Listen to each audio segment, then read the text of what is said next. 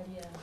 All right, we are having a conversation behind the scenes before we come on air to be able to take it forward. But we are discussing the 2022 Economic Summit, that is particularly this year, the 6th annual Ministry of Finance, Economic Planning and Development and NTV Economic Summit that is due tomorrow here at the Serena Conference Center. And of course, Uganda Development Corporation is one of the key stakeholders that shall be at the summit. I'm now joined by Dr. Mildred Barungi, Manager Research, Monitoring and Evaluation at Uganda Development Corporation, to talk about the summit, what will be discussed, and of course some of the positives that will come out of that going forward. A very warm welcome to the program, Dr.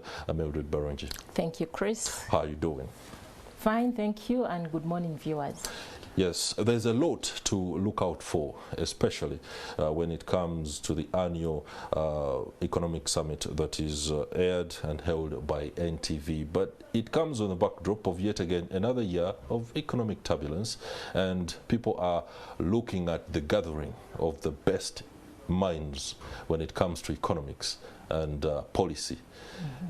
Tell us what we should look forward to. Thank you, Chris.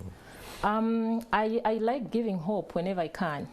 I should say that the state of the economy is not as ugly as most people think. Yeah. We've all been hearing economy B, and you know, as an economist, we prefer to speak with statistics.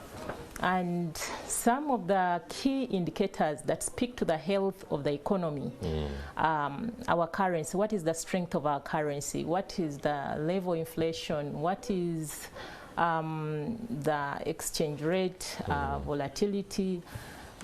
You know, there are indicators like the business tendency that speak to people optimistic about the business environment. And so when we look at such indicators, we see the positive and some bit of negativity. I'll begin with the positive. Yeah. On the positive side, there is we call it a composite index of economic activity. This index shows us overall what is the change in economic activities in the country. Activities like construction, activities in trading. Are we seeing more activity in agriculture in the different sectors? And when we look at that index, we see it's been increasing over time, an indication that more activity is actually happening. But the growth at which that economic activity is happening is slower than before. So we are growing, but at a slower rate. That is on the positive side. Again, on the positive side, when we look at the business tendency index, which I said speaks to us about the people, the economic players, are they optimistic that the environment in which they're operating is favorable, that there will be export orders, the prices will be okay, they will be able to access credit. So that index, again, has improved over time. In October last year, it was at 51. This year, in October, it was at 53, implying that increasingly people see a brighter future, and it has an impact on whether they are willing to invest or not. So we see there is more willingness to invest in the economy. But that notwithstanding, I must note that our currency has depreciated over time. We have to, I have to turn it to the Muntu. We have to spend more of the Uganda shillings to get just $1. Yes, a single dollar. And remember, we depend a lot on imported goods and services. Even as UDC is in the business of industries, and so we do import a lot of spare parts. We import part of semi-finished goods to complete our production processes. And so because our currency has depreciated, we see that increasingly the cost of goods has gone high, and that impacts on the cost of production. Yeah, so the economy is not doing so well, but it's not Not so bad, I should say. Not so bad. Yeah. It's a bit of... there is hope. It's a vehicle that is on the road, will get to the destination. Yes. It doesn't matter how many potholes are on that particular road. We come on the backdrop today of a downgrade of our rating by the credit rating agency Moody, that is in the United States. It has taken us into the negative, and the experts there say our debt is increasingly unsustainable. The economists who will be gathering tomorrow are going to delve into this particular topic, and particularly the keynote speaker is expected to speak on how exactly this is being tackled. Do you see a way forward that is fast, very quick, but sustainable in ensuring that we get out of a debt trap? Thank you, Chris. Indeed, increasingly, Uganda is becoming indebted, but again, not to very worrying levels. And you know, borrowing is not a bad thing, provided you spend on productive sectors. Yeah. If you're borrowing to set up industries that are going to create jobs, that are going to lead to more value-added products, you export and earn more revenue, that would be good value for money. Sure. But sadly, sometimes we borrow and money is not used for the intended purposes, partly because of corruption tendencies. But otherwise, if that would be worked out, borrowing in itself wouldn't be a challenge. But the problem when government keeps borrowing to the extent that it wants even to borrow from the private sector, you crowd out the private investors.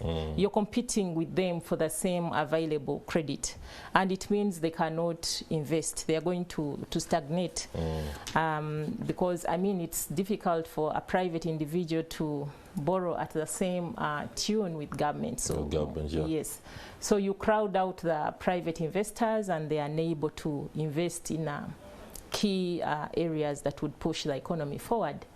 And indeed, we have seen the private sector lending is reducing over time, but also the private sector sometimes has struggled to own up the loan obligations.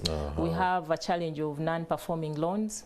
They are failing to finance the loan obligations, and increasingly they become indebted, and that impacts on their profitability. But what can government do about borrowing? You know, as a government, we have a framework that allows us to borrow as on concessional terms, very friendly terms, low interest rate, long tenure period, you know, all that kind. And so I would encourage, since it's in order for government to borrow, government should be intentional to find concessional borrowing for public operations that have a big mandate. And I will speak to UDC. UDC, we have a very wide mandate. We are supposed to promote and facilitate economic and industrial development. But sometimes we are constrained by funding, relying on budget allocations, the locally raised resources is not the best way to go. Let government borrow on behalf of public operations that are able to utilize the money for the right investments. All right. The theme for this particular or this year's summit is strategies for stabilizing Uganda's economy to realize sustainable, inclusive growth amidst global turbulence and uncertainty. How is it possible to achieve the goal of inclusive growth? Thank you. Inclusive growth, plainly speaking, is growth that accrues, the benefits of growth accrue to everyone. in the community. We should realize currently growth is not everyone is partaking of the growth. There is a lot of income inequality. We see sometimes there is a lot of unemployment, especially among the youth. People are getting frustrated. They've gone to school, they've acquired knowledge and skills, and they cannot find the jobs. And so growth is leaving them behind. And yet the intention would be no one should be left behind. That's right. And so what needs to be done?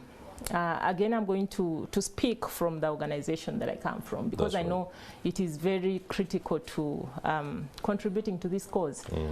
One of the things that Uganda Development Corporation does is set up industries in strategic areas. These industries, of course, come with demands. You need people to supply the raw materials. You need people to operate the factories, to manage them. Once you have produced the goods, you need transporters and all that. So investing more, supporting UDC to establish more industries, to support the already ongoing, is going to contribute to job creation, and so it will bring money to people's pockets. Oh, okay. Yeah. All right. I'm going to have to leave it at that. Dr. Mildred Barungi, the Manager Research, Monitoring and Evaluation at Uganda Development Corporation. There, of course, Uganda Development Corporation is one of the key partners when it comes to the 6th Annual Ministry of Finance, Economic Planning and Development NTV Economic Summit that is due tomorrow, 1st December. You can, of course, be sure gathering of economists in the country shall be offering solutions to Uganda's problems. That will do it for now. Let's take a break. We shall be returning with Juma Kiria, who is speaking to the Lord Mayor, Elias Lukwago, in Wakaliga on the state of infrastructure within Kampala. Asante sana.